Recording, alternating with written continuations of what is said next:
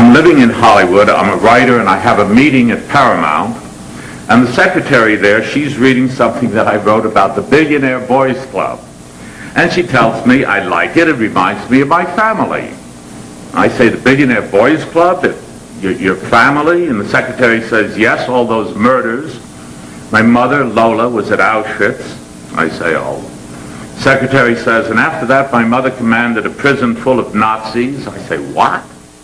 A few days later, Hollywood, the Mustache Cafe, spinach crepe. I'm having spinach crepe. I'm having dinner with Lola. Elegant woman, coral lipstick, black eyeliner that goes like this, you know, like on a femme fatale. She speaks 5 languages fluently. She's 66 years old. And Lola starts telling me her story. She tells me that at the end of World War II, she commanded a prison in Gleiwitz, Germany.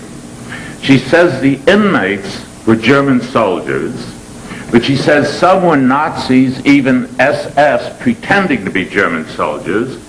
Now, it's 1989, Poland is still communist, but I get into Lola's prison, into the prisoner's cell.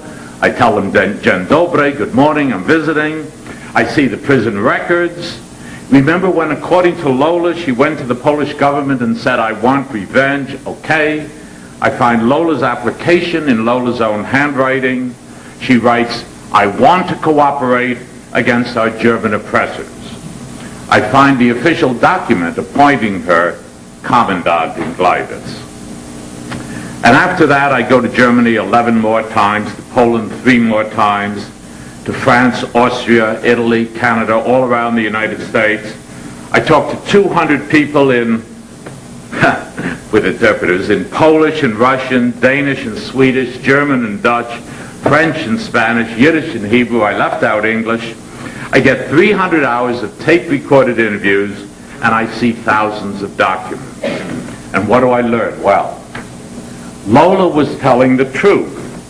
She was the commandant in Gleiwitz, and she was taking revenge. She slapped the Germans around. And just as she said, she stopped. I remember one day in 1989, I was having lunch with one of her guards at the Hotel Lezhny, reading Wiener Schnitzel, and out of the blue the man says, you know, Lola stopped. She told us stop.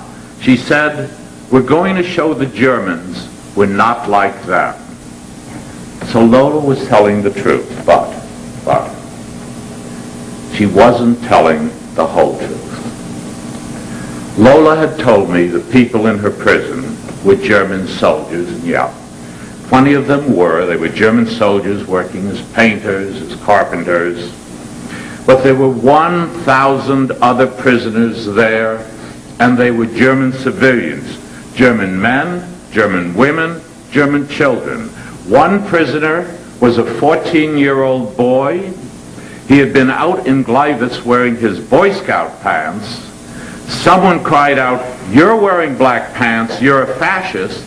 And the man chased the boy and tackled him at the Church of St. Peter and Paul and took him to Lola's prison. The boy was completely innocent. So were most of the people in Lola's prison. They weren't Gestapo, they weren't SS, they weren't even Nazis. Of 1,000 prisoners in Lola's prison, 20, just 20, were ever even accused of it. But the Germans in Lola's prison were slapped and whipped. And I'm sorry to have to say it, but they were tortured. The Boy Scout, the guards poured gasoline on his curly black hair and set it on fire. The boy went insane. The men, they were beaten with a Totschläger, a beater to death. It's a long steel spring, and at the end is a big lead ball, and you use it like a racquetball racket. Your arm, your wrist, and the spring, they deliver a triple hit to a German's face. Now, Lola didn't tell me, but the Germans in her prison were dying. I found their death certificates in Gleiwitz City Hall. One of Lola's guards told me, yeah, the Germans would die. He told me I'd put the bodies on a horse-drawn cart, I'd cover them with potato peels so no one would see, I'd ride to the outskirts, and after I threw the potato peels out, I'd take the Germans to the Catholic cemetery to the mass grave. We all know about Auschwitz, but I have to tell you, the Germans in Lola's prison were worse off than Lola was at Auschwitz. Lola at Auschwitz wasn't locked up in a room night and day. She wasn't tortured night after night. She herself had told me, thank God, nobody tried to rape us, the Germans weren't allowed to, but all of that happened to German girls at Lola's prison in Gleiwitz. Now, the Office of State Security was a Polish government organization. The lower ranks were Polish Catholics, but most of the leaders were Polish Jews. The chief of the office in Warsaw was a Jew. When I was in Poland, he wasn't alive, but I met some of his family. The department directors, or almost all of them, were Jews. In the province where Lola was, Silesia, in Silesia, the director of the Office of State Security was a Jew. I met him in Copenhagen, a little bald-headed man. Didn't know that I'd be a little bald-headed man 10 years later. The director of prisons was a Jew. I met his whole family. The Secretary of State Security was a Jew. I met him time and again at his home in New Jersey. And in Silesia in 1945, 3/4 of the officers, now not the GIs, not the guards, but the lieutenants, the captains, the officers, 1/4 of them were Catholics and 3/4 were Jews. I interviewed 24 of them. And I learned that the Office of State Security ran 227 prisons like Lola's, prisons for German civilians. This one camp, I found the death certificates for 1,583 Germans. In other camps, other prisons, thousands of German civilians died.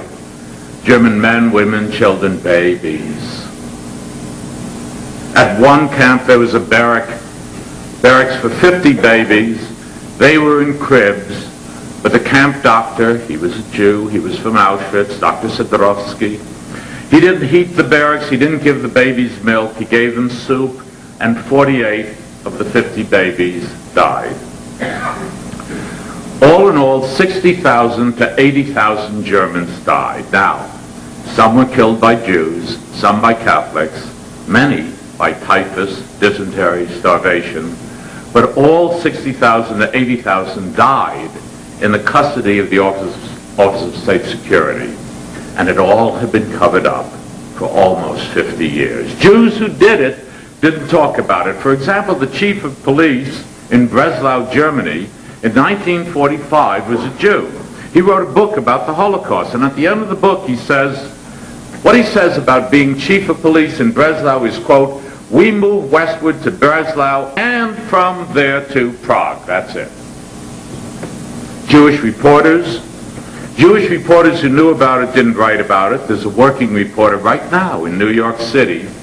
He was in Poland right after World War II. He tells me, whatever the Germans tell you, believe me, it's true. But he himself never wrote about it. The truth was covered up and was still being covered up. In 1989, I go to Jerusalem to Yad Vashem. Now, as you know, they have 50 million documents there about the Holocaust. And I asked them, well, what do you have on the Office of State Security? They have nothing. I asked, well, what do you have about Jews in the Office of State Security? Nothing. I say, well, there were Jewish commandants, Jewish directors, and they say, the chairman of Yad Vashem says it sounds rather imaginary, and the director of archives says to me, impossible, impossible, denial, denial. That's what the Jews in the Office of State Security have taught us. That's what I tried to write, what I did write in An Eye for an Eye. The very first words of the dedication for all who died and for all who, because of this story, might live.